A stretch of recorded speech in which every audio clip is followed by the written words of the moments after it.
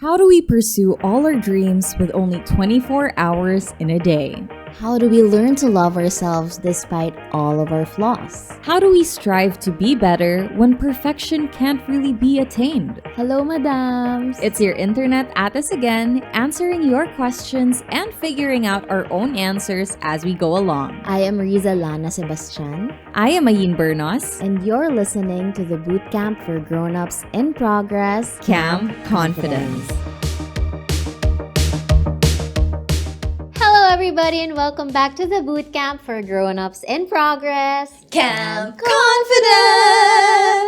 Hello mga madam, and welcome back to another episode of Camp Confidence, where today, we're gonna be talking about yung mga naririnig natin nababasa online. So, bale, fake news. And I think this is like one of the biggest cons of having the internet. Yep.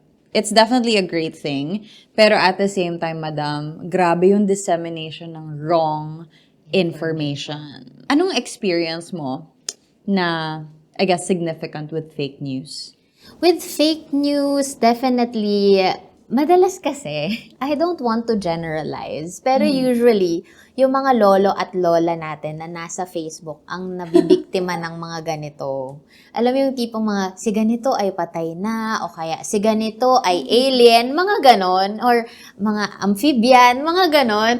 Tipong parang, totoo ba? Maniniwala ka sa ganyan? So, parang, hindi ko din naman sila masisi kasi in their generation, kung ano yung makikita nila sa mga dyaryo, sa TV, that's definitely filtered na, totoo na. So, hindi ko naman sila masisi na, ganon. So, wala akong direct. Hindi naman ako naloko pa.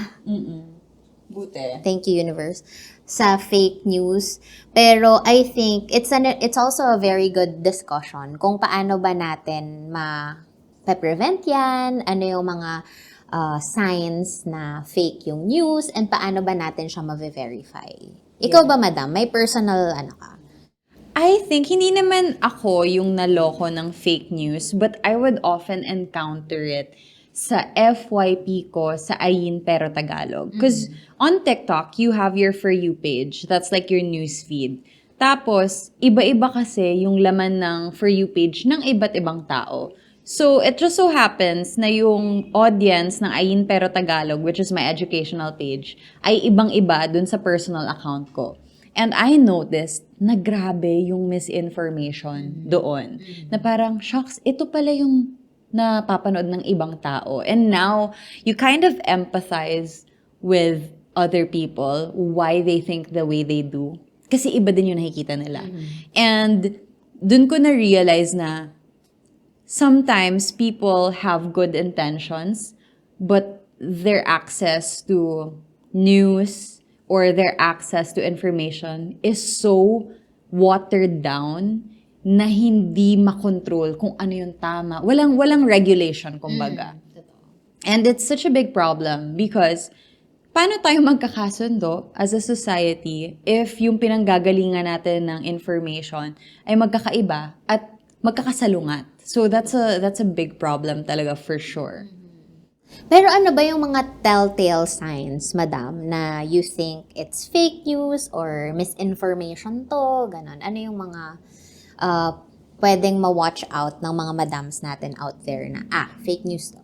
I would say the first thing that's really important to do is to figure out the context. Yung konteksto nung pinapanood mo, nung binabasa mo. Because usually, sobrang konti na lang ng attention span natin na hindi na natin pinapanood yung buong thing or hindi na natin binabasa yung buong thing. So, minsan, nakita lang natin headline. Yun na yun. So, I highly advise people to really, number one, examine ano ba yung kabuoang storya before mag-react, before mag-act, mag-share.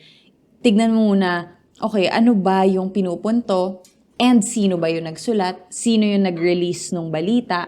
That's so important.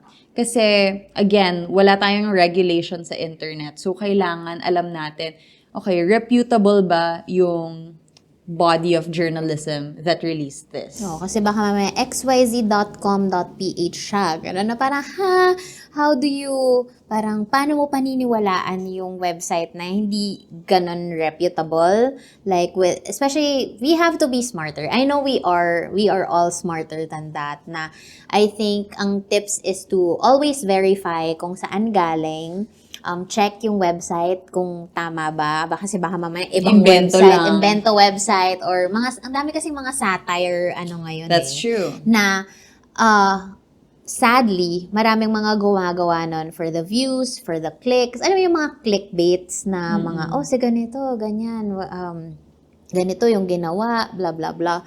So, I know we're smarter than that. And I think it's also a good point that we educate yung mga nakaka-experience ng fake news. One thing that we can always do as well is fact-checking. So for example, yes, may makita tayong tweet. Sabi ni ganito, nangyari daw yan. Pero you can always check. Google it. Find multiple sources of that news bit. Kung let's say, okay, Rizza Lana, bumili ng designer bag. You know, that could Fake news yan. I mean, kung may ganon, and it's like this mind-boggling headline, just fact-check it. I-search nyo muna bago kayo mag-send sa kamag-anak nyo, bago kayo mag-share sa sarili nyong feed. Look it up and see, totoo nga ba, diba? Kasi ang dami, sobrang bilis lang ng mga reporting na nagaganap na it's like, at what point do we know kung tama or hindi? And as people on the internet, i-share ba natin kung hindi nga natin sure? Huwag na natin i-share kung hindi tayo sure.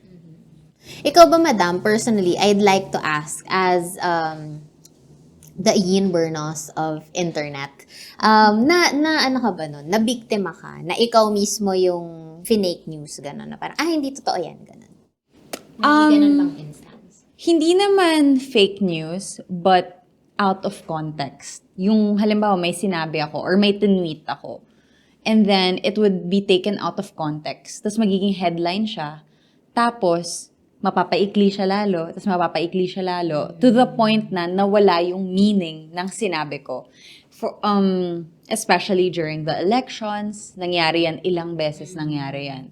Another thing was my comments, for example, sa Twitter. Diyos ko yung Twitter, random thoughts ko lang naman yun. Tapos all of a sudden, makikita ko sa Facebook, parang screenshot, ginawa ng quote. Tapos, to the point na ang dami ng galit sa akin, na, guys, hindi po yan yung, hindi yan yung context, na I wish sometimes na when people share, they'd include the rest of the context. Kasi yung context is so important in storytelling. And that's usually what journalism does. When journalists report, they include whatever that headline is. Pero, i-explain nila kung bakit nangyari, ano yung sides of the story. But when it's meme pages, when it's random Facebook pages, nawawala yung konteksto. And madam, ang hirap nun because you want to explain yourself, but at the same time, people have already decided that they're against you. Okay. So, mahirap. Especially it's even harder when you're defending yourself. I feel like it's easier when other people are defending you. Kasi, hindi masasabi na, may bias yan, or whatever. Pero syempre, if you're defending yourself, people will call you defensive. People will call you names. People will tell you, ay, palusot. So it's just hard. So usually what I do is I just let the issue die down. And then I just try to live my life outside the internet. Pero yun, it really comes with the territory, unfortunately. So now, my biggest lesson is really to make sure na whatever I say will not be taken out of context, or if possible man siya ma-take out of context, I will own the narrative. Na talagang papanindigan ko whatever I say. Oo. Yeah. So, ngayon, nag-iingat na ako sa tweets ko. Kasi mamaya, imagine when I said, I'm single. Something, as in literally, I just said I was single.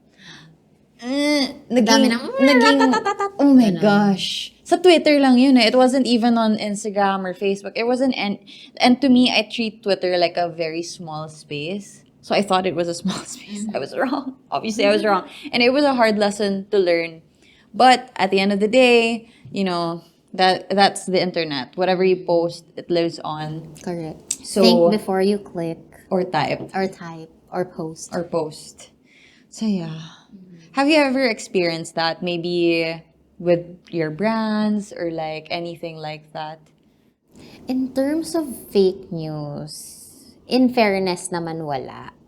But then, ano ba, yun, sobrang maingat kami with what we really post. Kasi again, yun nga, parang ayaw namin ng backlash, ayaw namin ng, alam mo yun, parang we want to prevent future PR crisis na ganon. So, very, very careful talaga kami with that. When, in terms of copywriting, it passes through a lot of approvals before it gets posted. Tsaka, inaano namin yan sa Latag Day. Parang Latag Day kasi yun yung time na, okay, pag-uusapan natin this month, kung ano yung ipopost natin next month, ano yung context, ano yung big narrative, and then we chop it down into smaller pieces. Oh, okay ba kayo doon? Parang, siya, hindi lang may copywriter kami per brand, pero lahat ng utak ng buong creative department and marketing department are parang thinking doon sa narrative na yun. Para lang walang makalagpas, kung baga. Kasi it might be okay for other people, but yung sa iba pala hindi. So, ayun, we vote. We have meetings kung ipopost ba namin to or not. I feel like it's a different thing if you're running a brand. You have to be extra, extra careful, especially with your business. Kasi ang dami ko nang nakita ng mga businesses na they posted a joke, they posted a meme, and then it went viral, got taken out of context, boom, out of business.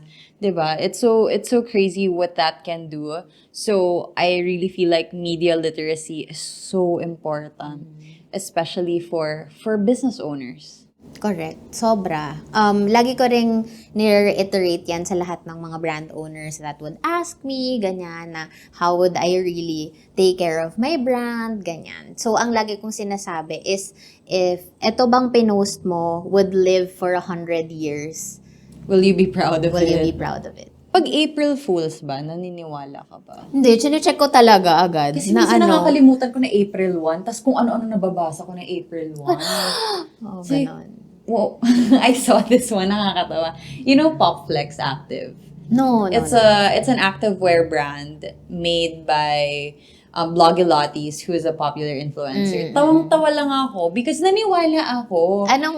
But then, like, now looking back, it's like, obvious naman na April Fool's joke siya. Pero yung April Fool's joke nila was, gumawa sila ng onesie na tagong-tago ka, hindi ka kakausapin ng kahit sino sa gym. So, it's literally, like, nakatakip yung mukha mo, nakatakip yung down to your fingers, your toes, lahat. As in, isa tela lang siya na nakatakip. Tapos parang ako, interesting. Like, parang, wow, I kinda want it. You know? Like, hindi nila ako makikilala, hindi nila ako matitignan, hindi ako mako-conscious sa sarili ko. Tapos parang ako, like, gusto ko to. Tapos meron pa silang zipper na parang madali mag-CR, ganun. Tapos parang ako, makes sense. Tapos biglang, April Fool's joke. Parang, oo nga, no? That's a market gap. That's a market gap. Gawin mo na. Make it. Gawin mo na. Like, nakatakip yung mukha. I love that. Pero yun, may mga moments talaga na mapapaisip ka, hindi rin pala ako ganun ka-smart. You know? Like, parang, Ako naman, madam, sa text. Sa text? Before, yung talagang nanalo ka, yung mga hindi pa uso yung Talaga ba? yung mga text na scam. Oo. Yung nanalo ka ng 100,000 pesos, all you need to do is, siguro mga circa pa yun, not smartphones. Mga 3210 pa, gano'n, na parang, talaga, nanalo akong 100,000, dali mag-text tayo. Pinlano mo na yung gagawin mo sa pera. Oo. Ano kayang gagawin ko sa 100,000? Tapos parang, hello. Now, looking back, parang, gano'n. Sayang. Naniwala ba ako sa mga ganyan? I think, nung start ng internet days, naniniwala ako sa mga ganyan. Kasi nung time na yun, wala pa tayong, like, there's no way to tell. Ano ang pinaniwalaan ko before? Naniwala ako before doon sa mga Nigerian prince. Oh, yeah! Alam mo ba Email yun? chains. Yes. Tsaka yung pagka hindi mo to pinasa sa, ay, merong time, madam. Humingi ako ng load sa magulang ko. Sabi ni mami, ba't ka humihingi ng 50 pesos na load? Sabi ko, mami, kasi pagka hindi ko sinend sa 12 na tao, mamamatay daw yung nanay ko. Parang, takot na takot talaga ako. Tapos parang, sabi niya, ha? Like, parang ako like, tapos ayaw ako loadan ni mami. Kasi sayang daw sa load. Tapos parang ako, Piso ba yun per text? oo, nakakatakot. Piso per text. Tapos, ganun pa. Ay, naku, grabe talaga yung mga chain messages na yun before. Naabutan mo pa ba yung chain letters? Yes. Oh my God, yun. Sana yung may mga madams pang nakaka-relate dito. Ano po? Ngayon, may mga chain letters pa, madam, na may mga 25 cents nakalagay, ganyan, na kapag hindi mo to sinend sa maraming tao ay may mamamatay, ganyan. Or years of bad luck. Yeah. Pati sa Naniwala email, ka ba? naniwala din ako sa ganun. Buti na lang, we grew out of that. And Yeah, we're smarter now, I guess. sana in the same way, people learn to believe yung mga ganito. Oh, but you know what? What's scary? I think what's scary now is yung mga deepfake. Dun Ano pala yun? What's a deepfake? Dun ako na-alert na I'm really terrified about. Because grabe na technology ngayon. So, deepfake is when kaya nilang palitan yung muka sa video. So, even if there's video evidence, they could change the face of the person. Oh my God. So, yun yung nakakatakot na parang, I've heard like a couple of news bits na parang nagpapalaganap sila ng mga nudes ng mga babae. And those women never even took those photos. It's just Photoshop. It's either changed sa video. Tas parang, grabe yung violation. So now, even hanggang dun, you need to make the extra effort to verify. Honestly, at this point, wala akong knowledge of how to verify like a deep fake video. But with Photoshop and yung mga photo editing, that at least I can tell. Like, if you guys zoom in, yung mga edited pictures, makikita mo medyo pixelated, medyo blurry. So sometimes, even those with photo evidence, you need to question them pa rin because you really don't know what people are capable of. And it's so scary. So I think like, just the gist of this is, be vigilant, always question, always ask, saan to Verify. nanggaling, 'di ba? Verify, saan to nanggaling, sino nagsabi nito, ask directly yung person involved. Like, totoo ba to? Kung close kayo, kung si Taylor Swift yan, medyo mahirap, 'di ba? Mars, Taylor, Tay-Tay.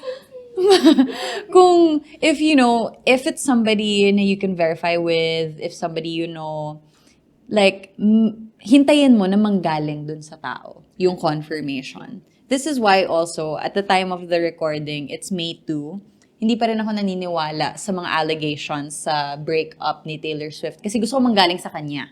Totoo. So, I'll wait for her to confirm or deny. Maring Tay-Tay. Parang hahayaan ko muna yung news to just, like simmer around me. But I'll believe it when I hear it from her. So I just don't want to speculate right now. So parang yun lang yung main ko na hintayin ko na manggaling dun sa tao. Yeah. Kasi gano'n naman talaga dapat to verify if it's correct or not. And please don't click on random links, my friends. Fishing. Phishing. Buti na lang hindi pa naman ako na bibiktima ng mga ganyan. Pero grabe na yung mga tao, scammers ngayon. As in, parang I thought before, parang na-block yung isang bank ko. But when I checked on the website, wala. Fake website siya. So, what if? Tsaka ang ganda pa ng gayang-gaya yung mga yung mga website. Tsaka, ang maganda is dapat i-check nyo yung may lock icon. Encrypted, ganun. Hindi ko alam kung ano tawag doon. Pero, yung lock icon sa website, yun yung mga safe websites. Isa pa, madam, like you need to check saan nanggagaling yung mga emails. Kasi is it an official email or is it like a fake one or is it something that looks exactly like yung mga official emails? Kasi before, muntik na akong nun, parang somebody is trying to get into your account, click this. Tapos parang oh my gosh, somebody's trying to get into my account. Yun pala, yun yung scammer. So again, like, be vigilant, be very careful before you click anything. Ay, Yeah. we got this, mga madam. And if meron pa kayong mga extra tips, please let us know sa comments, YouTube, Instagram, or wherever you're watching this. Ayun. You can just tag us. That's at Camp Confidence Radio, at Rizza Lana, and at Ayin Bernos. And if you're listening on Spotify, guys, please give us a 5-star review, please, minimum. True. Thank you guys so much. And yeah, we really want to learn from you guys. Sana tuloy-tuloy lang tayo. And yeah, stay confident. We'll see you guys on the next one. Bye!